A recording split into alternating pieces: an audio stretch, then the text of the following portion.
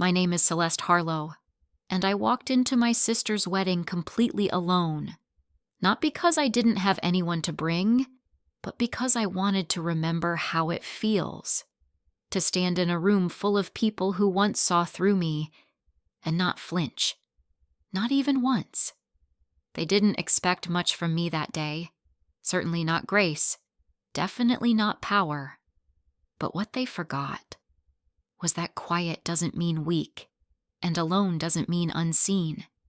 This is not a story about ruining a wedding. This is about reclaiming yourself. In the exact place they hoped you'd fade into the wallpaper. Have you ever walked into a room where no one expected you to matter and stayed anyway?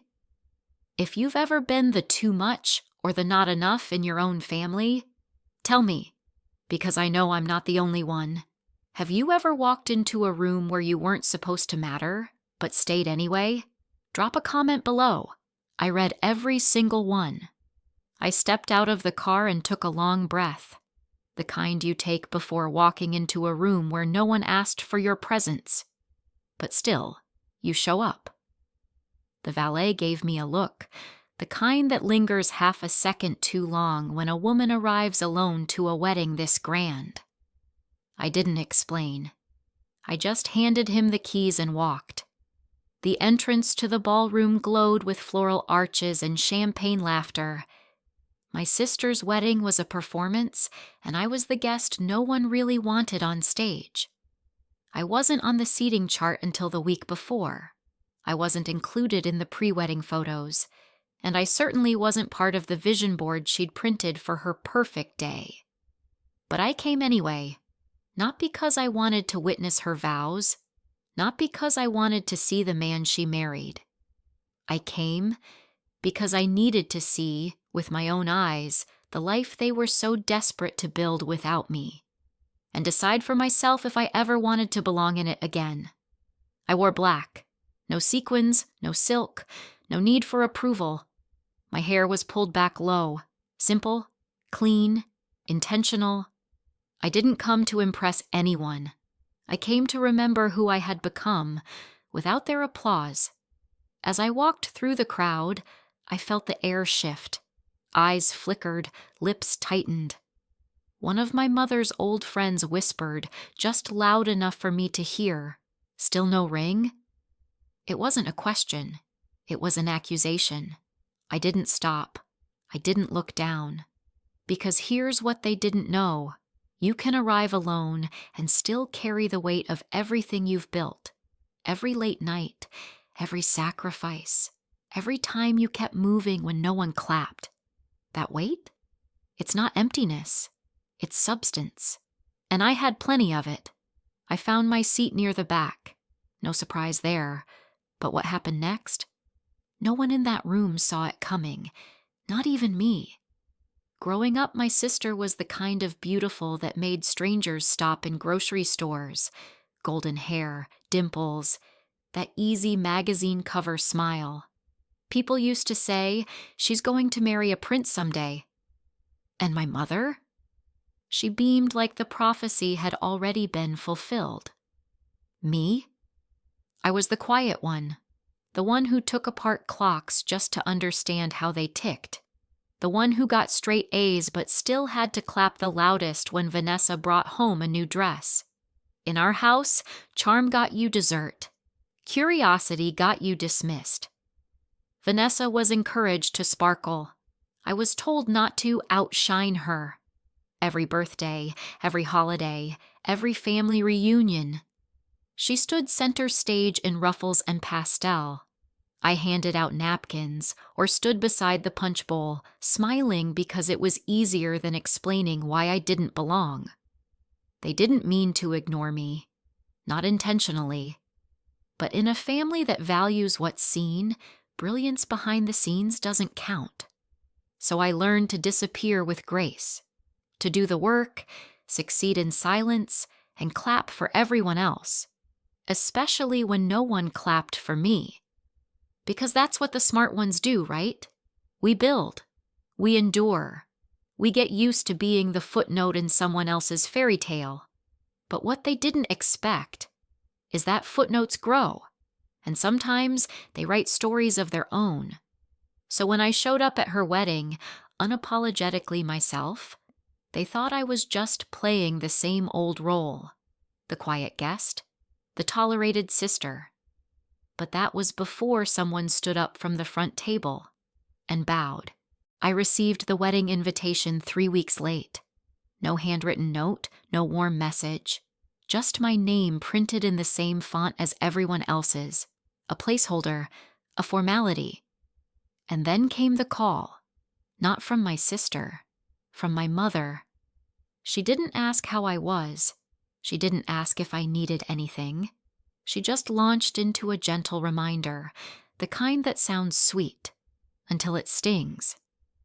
Don't wear anything too loud, okay? And maybe leave the power heels at home. You know how Vanessa wants things? Elegant. Then came the line I'll never forget. This is her day. Try not to make it about you.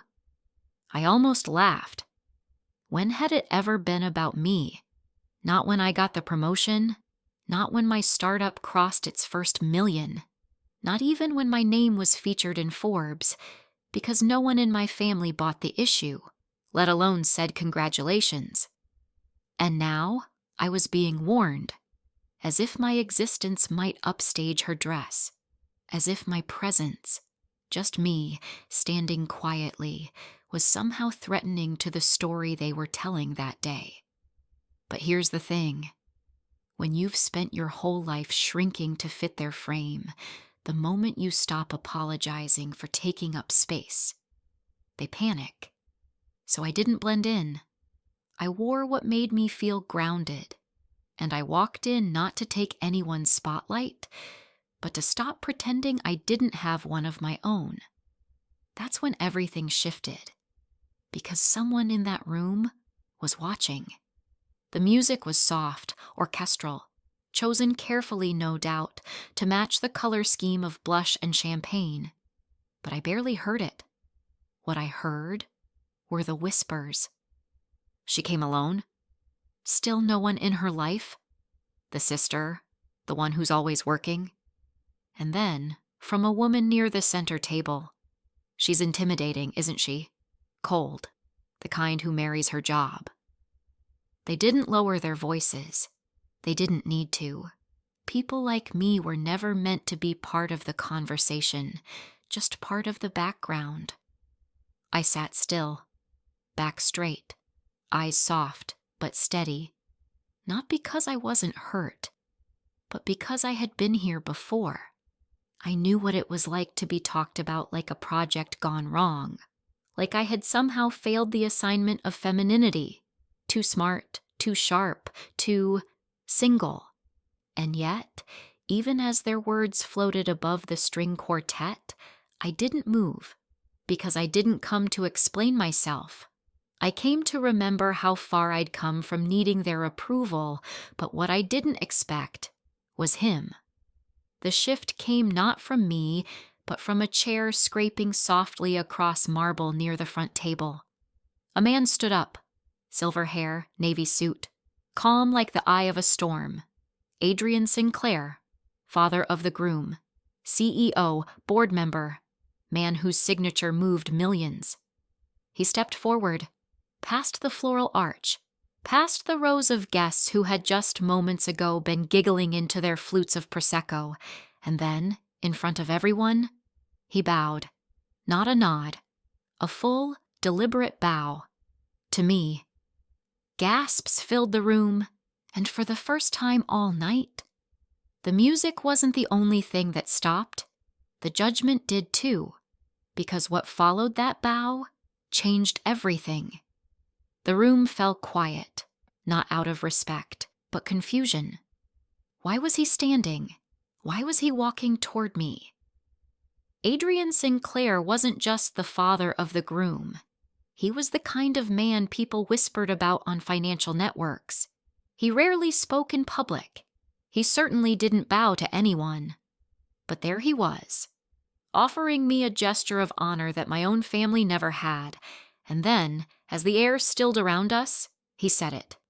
Low voice, clear tone, No drama, just truth.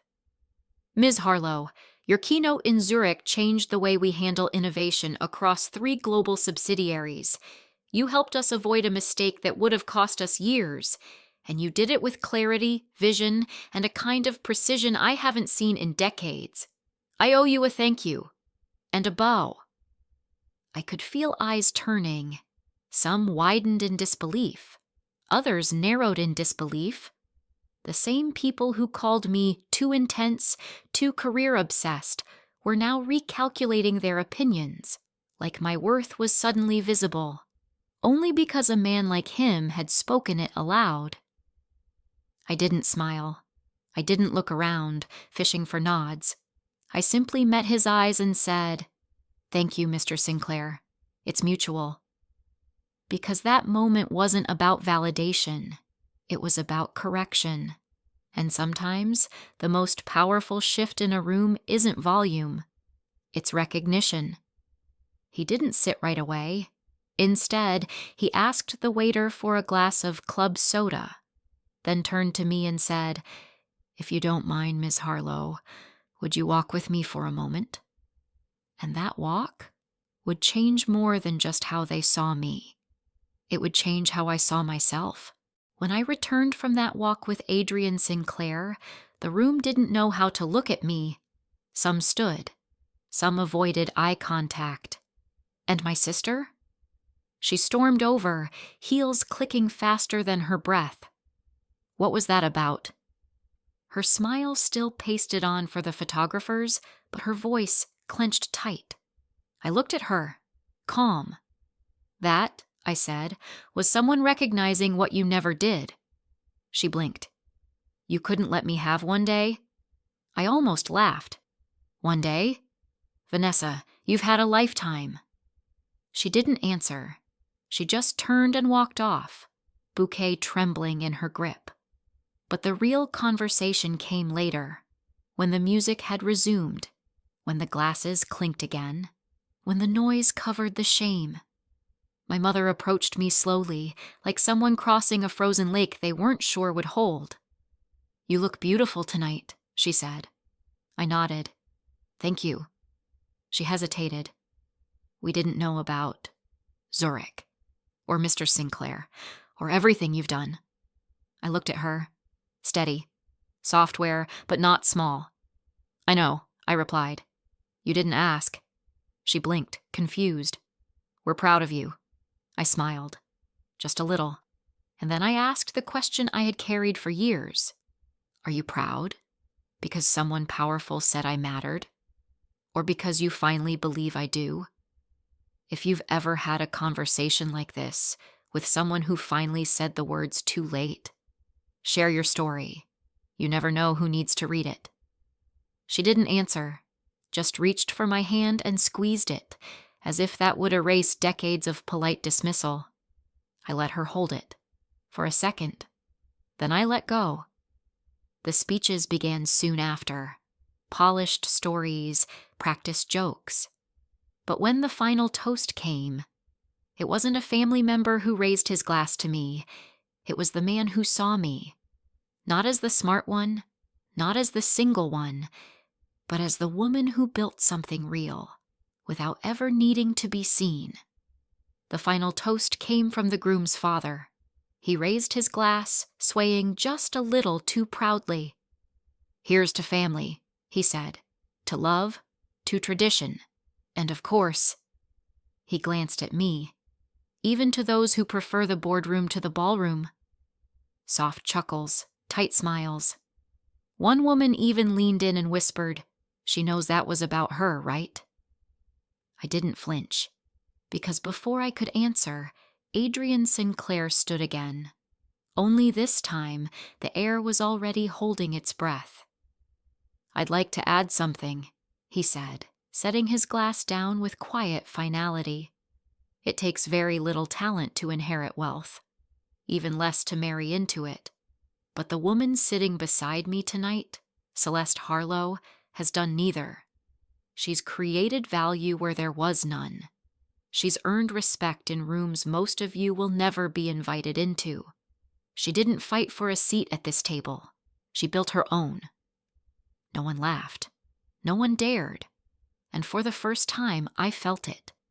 Not the applause, not the approval, but the silence that comes when people realize they misjudged you. And now they're not sure how to fix it. But I didn't need fixing.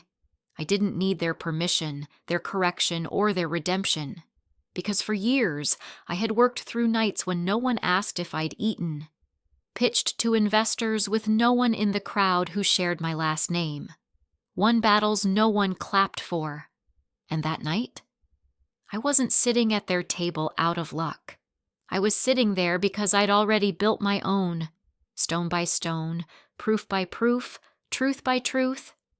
So when the music started again, I didn't wait to be invited back into their curated little world. I stood up, not in anger, not in drama, just in peace, because I had one last thing to claim, and it wasn't revenge. It was freedom. Number 8. The most powerful exit is the quiet one I didn't go back inside. While the reception roared on, champagne pouring, laughter echoing, and the photographer still chasing curated smiles, I stood beneath the trees outside, heels in one hand, wind in my hair, and peace, finally in my chest. Some guests passed by on their way to the valet. A few offered awkward nods. One man, an executive from a firm I'd outbid years ago, walked up nervously and said, "I didn't realize you were that Celeste Harlow." I looked at him, steady. "You still don't." He left without waiting for a reply. Moments later, Adrian joined me. No tie, no script. Just a man who had seen something real and didn't need to dress it up. "I wasn't trying to make a scene," he said. I smiled. "I know. You were trying to make a correction." He nodded. Some illusions deserve to be broken. And then he offered something I never saw coming. A partnership. Not a favor. Not a lifeline. An equal seat at the start of something new. He told me about a project, global in scale, and said he needed someone who didn't just know how to build, but how to rebuild from silence, with vision, clarity, and conviction. I didn't say yes right away, because for the first time in a long time, my next step didn't come from needing to prove anything. It came from knowing who I was, without apology. Eventually, I said, "Let's talk Monday." No hug, no headline, just two people who respected what the other had built, without ever asking them to shrink for it. I drove home with the windows down. No music, no calls, just the sound of my own breath, steady and unbothered. And I thought about all the times I had waited for my name to be called, for my parents to ask what I was building, for my sister to care enough to listen. But that night, I stopped waiting. Because sometimes the most powerful moment in your life isn't when they finally applaud. It's when you realize you no longer need them to. And that kind of exit, quiet, unsentimental, and absolute, isn't dramatic. It's free. If this story stayed with you, don't forget to subscribe.